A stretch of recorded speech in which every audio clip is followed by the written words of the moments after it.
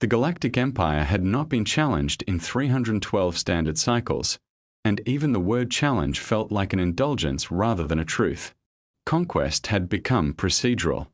Resistance was catalogued, analyzed, and dissolved with the same detached efficiency used to regulate trade routes or recalibrate orbital defenses.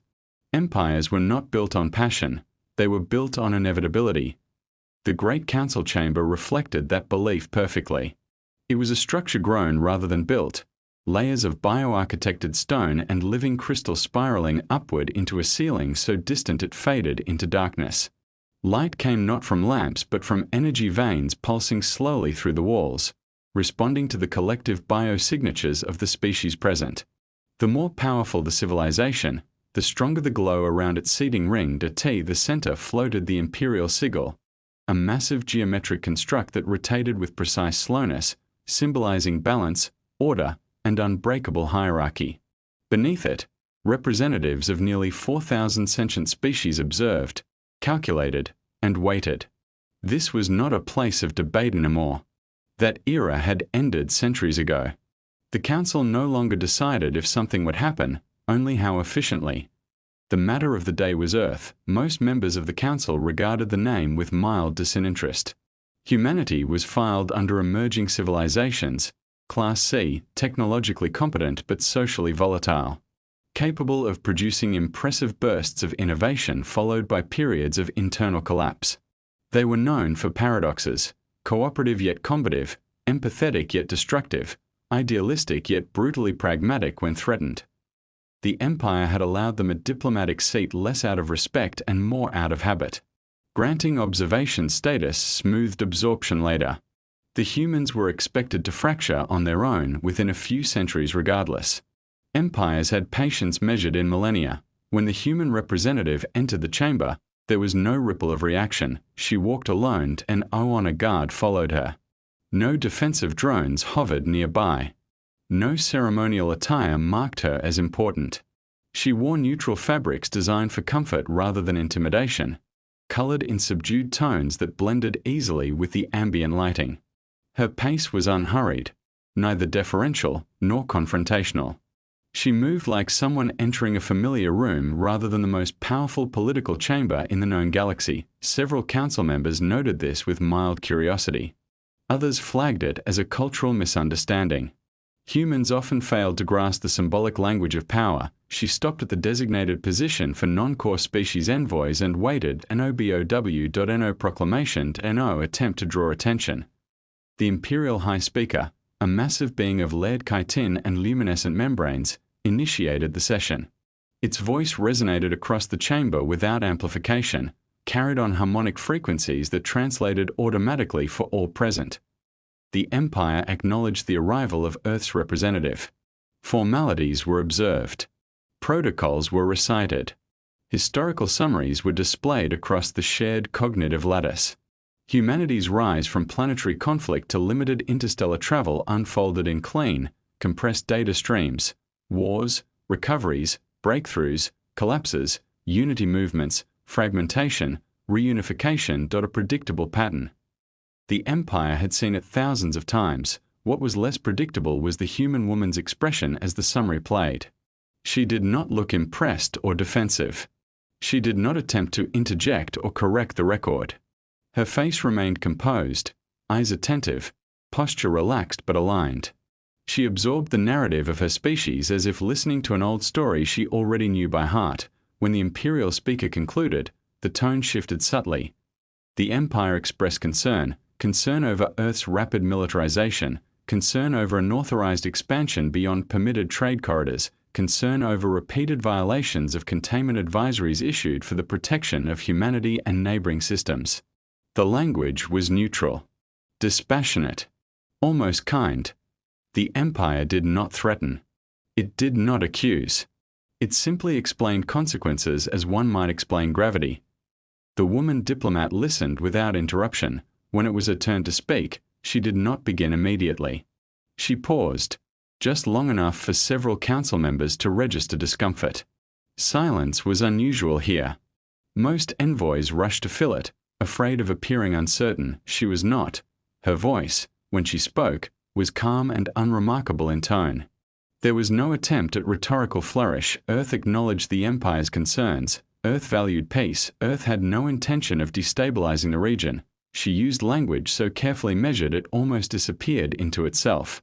Some members of the Council relaxed. This was familiar. Emerging civilizations always sounded like this at first. Gratitude, assurances, willingness to cooperate. But then she asked a question. It was not confrontational. It was framed as a request for clarification. She asked how many independent species the Empire currently governed by force rather than treaty. The chamber stilled, not dramatically, but perceptibly. The question was not forbidden, but it was unnecessary. The answer was publicly available. The Empire did not hide its conquests. The imperial speaker answered without hesitation. Thousands. The woman nodded slowly, as if confirming a calculation. She asked another question. How many of those species had once been offered protective oversight similar to what Earth was now receiving? There was a fractional pause before the answer came. Most. Still no reaction from her. No visible judgment. She asked a third question. How many of those species had voluntarily remained within the Empire once technological parity was achieved? The answer was fewer.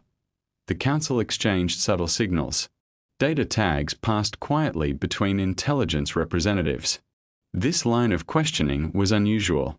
Not dangerous, but inconvenient. Humans were known for asking inefficient questions. Emotional ones.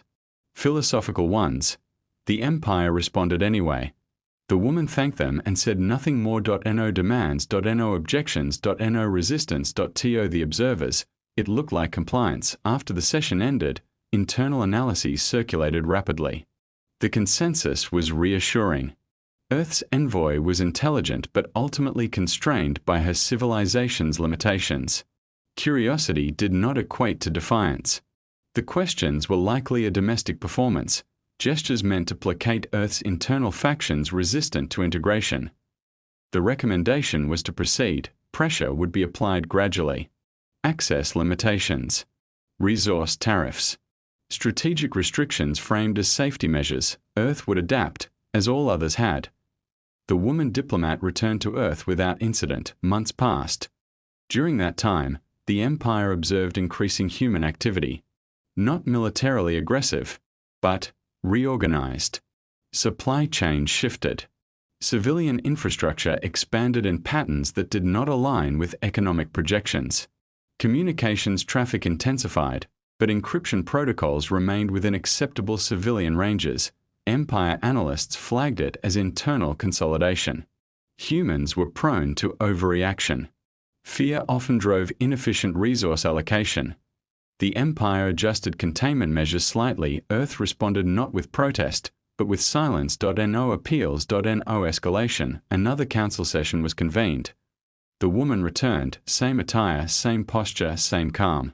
The war began exactly as the Galactic Empire expected. A single enforcement fleet translated into the outer reaches of the Sol system with the precision of a routine inspection. No banners were flown. No threats broadcast. The Empire did not announce destruction. It administered correction. Their ships were elegant, angular constructs of lead alloys and energy fields refined through centuries of uncontested warfare. Against most emerging civilizations, a fleet like this never fired more than a handful of shots. Imperial doctrine dictated speed and clarity. Shock the target. Disable command and control. Remove orbital infrastructure. Leave the planet intact but helpless. The message mattered more than the damage. The first strike was clean. Human listening posts vanished before alarms finished propagating. Several orbital platforms were cut apart by focused energy beams that left no debris large enough to be salvaged. Communication relays went dark in perfect sequence, each failure timed to prevent redundancy systems from compensating. From an imperial perspective, it was textbook. And then the Empire waited for the response. None came. On Earth, there were no emergency broadcasts visible to external sensors. No mass evacuations. No frantic communication spikes. Power grids stabilized after brief fluctuations and rerouted automatically. Civilian traffic slowed but did not collapse. Atmospheric signatures remained unchanged from orbit. The planet looked calm. This unsettled some of the Empire's junior analysts, but senior command dismissed it as shock paralysis. Humans were emotional beings. They often froze before reacting. The Empire had seen this before. The fleet commander authorized the second phase. That was when the first Imperial ship disappeared. There was no buildup of energy detected. No weapon discharge signature. One moment, the vessel was there, its shields layered, its reactor stable, and the next, it was simply gone. Not destroyed. Not fragmented. Removed from sensor reality entirely, Imperial targeting systems recalibrated immediately, assuming stealth technology or spatial distortion. The fleet tightened formation. Defensive fields intensified. Countermeasures deployed. Then another ship vanished and another. No explosions. No radiation spikes. No identifiable attack vector. The silence that followed was no longer strategic. It was fearful. Imperial command attempted to withdraw the fleet. Only then did humanity respond. From the dark side of the moon, structures unfolded that had never been listed in any Empire database. Massive frames, previously catalogued as civilian construction scaffolds, reconfigured themselves with impossible speed. What had once appeared to be inert industrial platforms revealed layered weapon systems and spatial anchors embedded deep into lunar regolith. Human vessels emerged not from hyperspace but from proximity, sliding out from gravitational shadows where Empire sensors had never bothered to look. They were not elegant. They were not symmetrical. They were built like tools rather than monuments, armored with thick, scarred plating and emitting no unnecessary light. They did not broadcast. They did not issue demands. They demonstrated. A single human ship fired once. The remaining Imperial fleet ceased to exist. The Empire did not learn of the fleet's destruction immediately.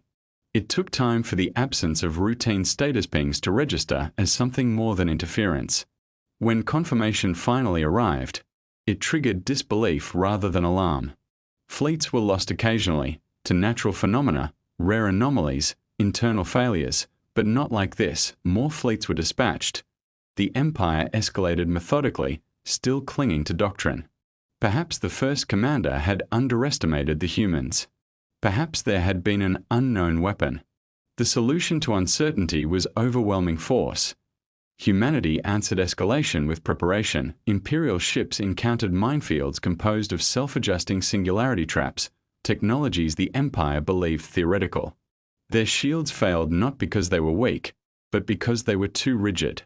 Human weapons exploited predictability.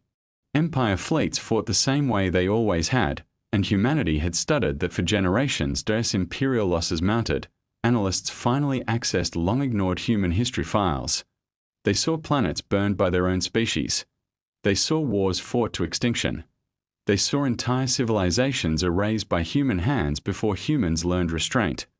They saw a species that had survived not by avoiding conflict, but by enduring it longer than anyone else. They saw that Earth's true weapon was not aggression, it was memory. Back in the Great Council chamber, the woman diplomat returned. There were no ceremonial acknowledgements this time. No formal summaries. The chamber glowed unevenly as council members struggled to control biosignatures betraying stress responses. She stood where she always had, unarmed, unchanged. The Imperial High Speaker addressed her, voice strained despite centuries of discipline modulation. The Empire demanded explanation. Demanded cessation. Demanded to know how a Class C civilization had dismantled multiple core fleets. The woman listened patiently. When she spoke, her tone carried something new, not arrogance, not triumph, but inevitability. She explained that humanity had never believed the Empire's peace was permanent. That humans understood power cycles instinctively. They had lived under tyrants, dictators, empires of their own making and destruction. Every golden age they had known ended in fire. So they planned. They never sought conquest. They never sought dominion over others. But they prepared obsessively for defense. For retaliation. For the moment when diplomacy failed, as it always eventually did, she told them Earth's militarization had never been hidden, only mislabeled. Humans were very good at calling weapons something else when it mattered. She told them civilian infrastructure was designed for conversion because in human history, civilians were always the first to suffer, and then she explained something the Empire found far more disturbing. Humanity did not consider this war exceptional. To humans, this was familiar. They had fought enemies larger than themselves since before they left their atmosphere. They had faced extinction-level threats with nothing but improvised tools and stubborn refusal to die. Galactic scale changed nothing fundamental. The Empire attempted to negotiate. That, too, followed doctrine. Offer concessions. Adjust terms. Preserve hierarchy while appearing generous. The woman shook her head gently. She said that moment had passed. Because humanity had not mobilized to win territory. They had mobilized to remove a threat. Even as she spoke, human fleets executed precision strikes across imperial space. Not against population centers. Not against civilian habitats. They targeted logistics, command nodes, shipyards, and energy nexuses, places that defined imperial power rather than imperial life. Species once subjugated by the Empire found their blockades lifted. Occupation fleets vanished overnight. Communication chains restored themselves with human assistance. The Empire's allies defected without ceremony. The war did not spread. It collapsed inward. When the Imperial core system fell silent, there was no explosion visible across the stars. No grand destruction. Just the sudden absence of authority. The Empire still existed, but it no longer ruled. In the final session of the Council, the woman diplomat addressed the galaxy one last time. She did not declare a new human empire. She did not issue ultimatums. She stated boundaries. Humanity would not govern others. Humanity would not dictate culture, biology, or belief. But humanity would intervene, decisively, against any force that sought domination through annihilation or coercion. Peace, she said, was not the absence of conflict. Peace was the certainty that some wars were impossible to win. The Council listened. They had no choice. As she departed for the last time, the great council chamber dimmed, its ancient light patterns adjusting to a new balance. The imperial sigil continued its slow rotation, but its meaning had changed. Humanity had not risen to rule the stars. They had risen to make sure no one ever ruled them again, and across the galaxy, every civilization began to understand what that quiet smile had truly meant.